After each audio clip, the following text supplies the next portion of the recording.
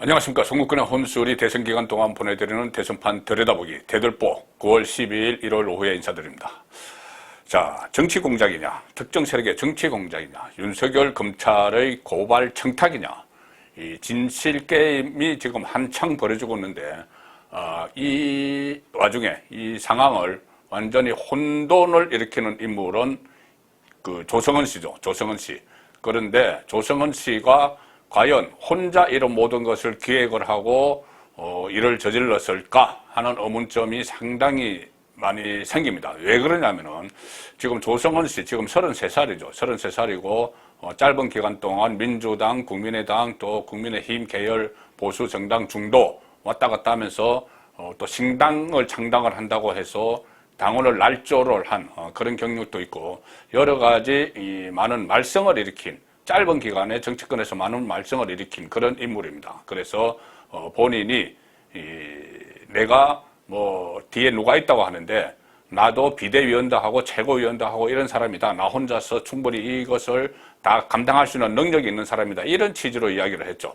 그런데 지금 상황을 보면은 그리 간단하지 않은 것 같습니다. 조성은 씨는 오히려 우왕좌왕하고 거짓말을 했다가 또 지금 이야기하는 것도 진실인지 믿지 못할 그런 이야기들을 막 하고 있는데, 자, 이 상황을 혼자서 기획했다기보다는 이 어떤 거대한 업무, 보이지 않는 손이 있다 이렇게 봐야 되는 것이 지금 실제로 윤석열 그 후보 캠프에서는 이 상당히 여기에 대응하는데 이 상당히 많은 에너지를 쏟고 있습니다. 에너지를 쏟으면서 다른 경선 운동을 미처 벌이지 못하는 그런 상황까지 가 있고, 또 하나 야권의 분란이 일어났습니다. 윤석열을 두고.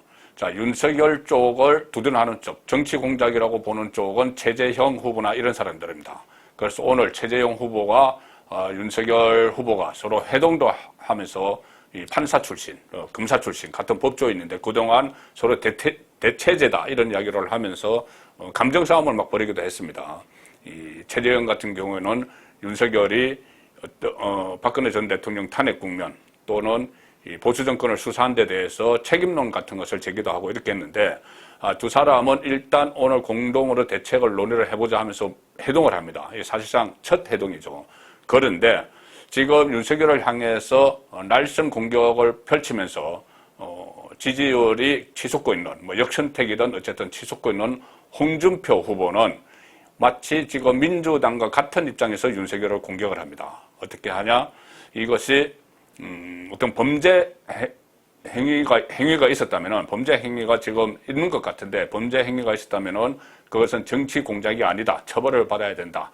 이렇게 지금 민주당과 유사한 그 논리로 공격을 하고 있습니다. 그래서 결과적으로는 이 뒤에서 보이지 않는 손이 문재인 정권 주변에서 작동을 했다면은 야권을 분열시키는, 특히 1위 주자와 2위 주자를 감정 싸움을 하게 하는, 자, 오늘 윤석열도 여기에 대해서 그 홍준표에게 상당히 반격을 가하기도 했죠. 그래서 양쪽이 감정 싸움으로 가는, 그래서 분열이 일어날 수도 있는 이 상황으로 몰고 가는 정치적인 성과를 거뒀다. 이 보이지 않는 손이 기획을 했다면은, 자, 그런 그 상황으로 전개되고 있기 때문에 누가 과연 보이지 않는 손이냐. 이것이 상당히 중요한 상황이 됐습니다. 자, 제보자 조성은 씨는 일단 모든 것이 의문투성입니다. 본인이 처음에는 언론 인터뷰에서 본인 이름이 다 알려졌는데, 이 언론을 통해서 나는 제보자도 아니고 공익신고자도 아니다. 그렇게 막 부인을 했었죠. 부인을 했는데 갑자기 돌변을 해서 방송에 출연을 했습니다. JTBC에 출연을 해서 모두 내가 제보자고 내가 공익신고자다. 또 이런 이야기를 했고, 이 김웅에게 자료를 받았는데 그 당에는 또 주지 않았다. 이렇게 이야기합니다. 그러면 당에 주지 않던 자료를 왜 지금 1년 5개월 동안 가지고 있다가 대선 종국에서 이것을 특정 언론 매체에 노출을 해서 제보를 해서 이 분란을 일으키느냐. 그리고 또 만약에 1년 5개월 동안 본인이 이 자료를 본인만 가지고 있었느냐, 아니면은 주변에 줬느냐. 주변에 줘서 이것을 좀 기다리자. 이것을 지금 윤석열에게 터뜨리는 것이 아니고 결정적인 시점에 윤석열을 공격을 해야 된다. 만약에 이게 날조된 것이 아니라면은 공격을 해야 된다. 그러니 지금은 시점이 아니다 하고 또 누군가 코치를 했을 수가 있죠.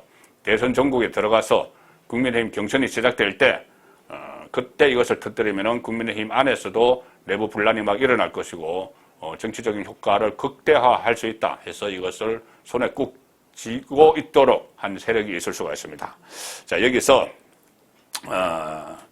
오늘도 이 조성은 씨는 언론 인터뷰를 계속하면서 마치 뭔가의 코치를 받고 하는 것 같은 그런 뉘앙스를 풍깁니다. 제가 이 짧은 기간에 뭐 여기저기 했지만 아직 정치 경력 1천 얼마 되지 않죠. 자, 그런 상황에서 언론 인터뷰 계속하면서 오늘은 조선일보에 뭐 이런 이야기까지 했습니다. 이 조선일보에 마치 윤석열 검찰이 기자들도 사찰을 했다. 뭐 이런 이야기를 합니다. 그때 고발장 안에 들어있던 뭐 뉴스타파나 MBC 기자들을 검찰이 사찰을 한 것 같아. 뭐 이런 식으로 또 언론 인터뷰를 해서 의혹을 제기하고 또 한겨레와 또 인터뷰를 해서는 내일부터 시작되는 이번 주에 검찰에 저 사람들이 빠져나갈 수 없는 저 사람들, 윤석열을 얘기하겠죠. 저 사람들이 빠져나갈 수 없는 자료를 제출하려고 준비하고 있다. 자, 이렇게 또 언론 플레이를 합니다. 자, 과연 뒤에 누가 있을까요? 저는 지금 일단 드러난 것은 박지원 국정원장과의 관계죠. 박지원 국정원장과의 관계. 옛 국민의당에서 안철수가 이끌었던 국민의당에서 같이 호흡을 맞추고 또 박지원 원장을 정치적 서성으로 또 존경한다. 이런 이야기까지 했는데, 제가 어제도 소개드렸지만은 이 박지원 원장과 8월 10일 서울의 한 도심 호텔 식당에서 식사를 했죠. 이 호텔 식당이 이 소공동에 있는 호텔인데, 그리고 이 두 사람이 갔다는 식당이 상당히 고가의 고급 식당입니다. 고급 식당. 엄청난 고급, 비쌉니다. 자, 그런데 거기에서 식사를 했다.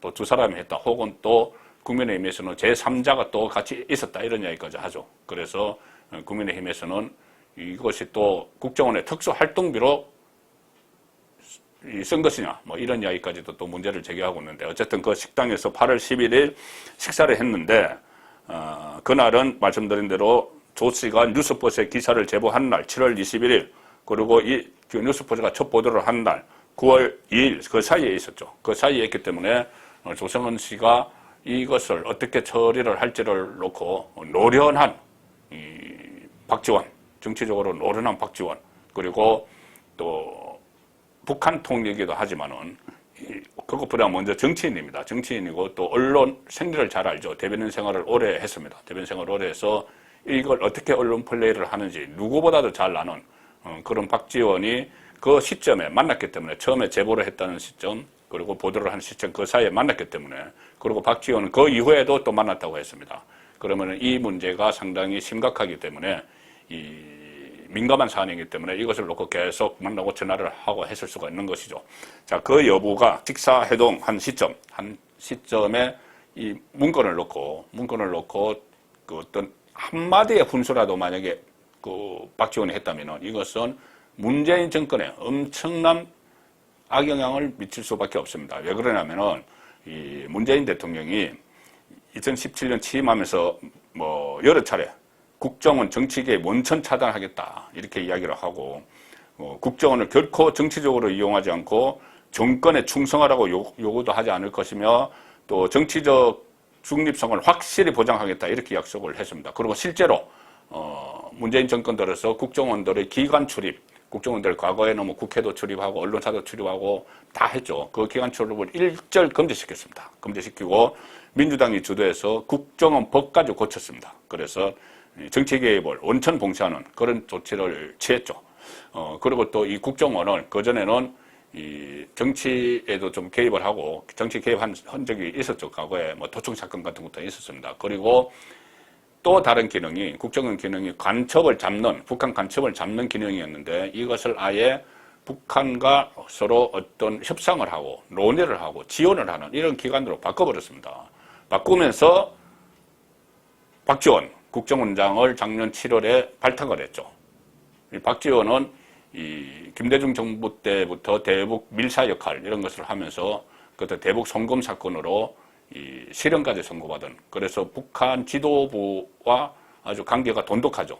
자, 그래서 그런 용도로 박지원을 발탁을 했다. 자, 그런 것이 그때의 해석이었는데, 왜 그러냐면 박지원이 그전에 문재인과 정치권에서 서로 대척점에 있었던 그런 시절도 있었기 때문에 박지원을 전격 발탁한 것은 북한용이다. 자, 그런 분석이 있었는데, 만약에 이것이 지금 박지원이 본래 선수죠. 정치권의 선수죠. 박지원이 이 사건에 뒤에서 어떤 식으로든 개입을 했으면은 이것은 국정원, 문재인이 그렇게 강조했던 국정원이 정치에 개입한 게 됩니다. 국정원 조직에서는 공식적으로 개입을 하지 않는다고 하고, 이 정치통, 언론통인 박지원이 이렇게 대선 국면에서 개입을 했다면은 이것은 반칙이죠. 아마 문재인 그 정권에서 자, 그런 것까지 겉으로는 북한통, 북한용, 그리고 속으로는 어떤 정치를 위한 선거에 대비한 자, 이런 작업을 했을 수도 있다. 자, 그까지 정치적으로는 뭐 그런 상상은 충분히 가능합니다. 그리고 박지원이 이 조성원에게서 그런 문건을 언제 받았는지, 실제로 받았는지, 받았으면 언제 받았는지 모르지만은 만약에 받았다면은 그것을 박지원이 혼자 꾹 가슴에 품고만 있었을까?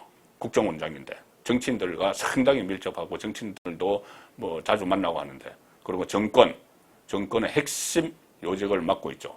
본인이 문재인 대통령이 이 국정원장까지 지켜줬으면은 뭔가 보완을 해야 되는 그런 상황도 있었을 거라고 봅니다. 그렇다면은 이 문건을 본인이 그냥 혼자서 간직하고 있었을까?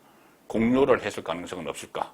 그리고 그 전에 송영길 민주당 대표가 윤석열과 관련한 엑소 파일을 차곡차곡 쌓아놓고 있다 이렇게 이야기했는데 그것과 또 어떤 연관이 되지 않을까? 자, 그런 생각까지 미치게 됩니다. 자, 이 사건이 워낙 이 후폭풍이 크게 불 것이고 딱 두 가지죠.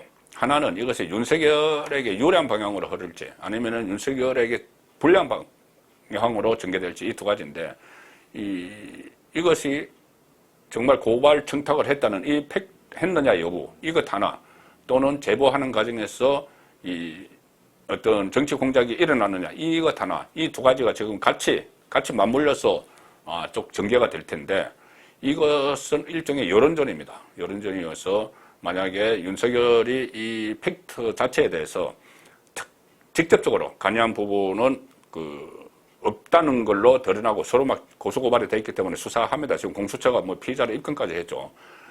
직접 관련이 없다는 것이 드러나고 대신 이 정치 공작이 있었다는 것이 확인이 되면은 그것은 윤석열 지금 코너에 몰려 있는 윤석열이 반전을 할 수 있는 그런 기회도 될 겁니다.